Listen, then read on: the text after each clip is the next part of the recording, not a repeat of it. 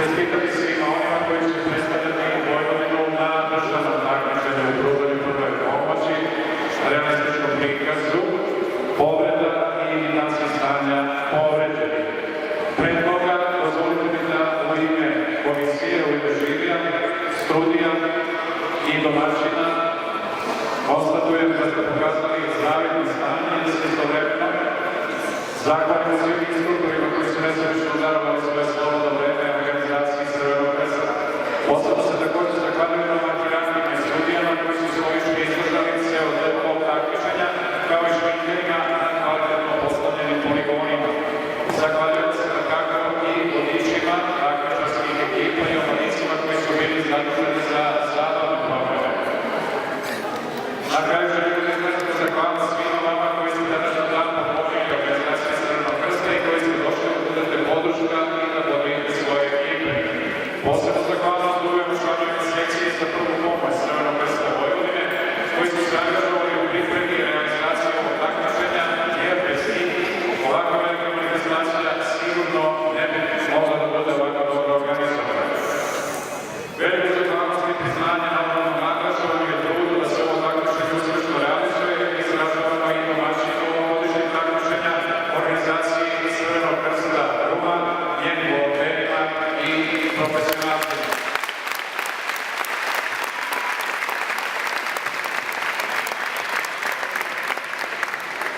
A sada dolazimo na najlepše i najvažnije. Ja ću zamoliti gospodina Branislava Vuletića da u ime organizacionog odbora pokrenjskog takmičenja objavi rezultate takmičenja iz prve pomoći realističnog prikaza povreda, oboljenja i stanja. Kao i prošle godine i ove godine ćemo uručiti medalje i instruktorima pobedničkih ekipa. Medalje i pobednička priznanja uručivaće dr.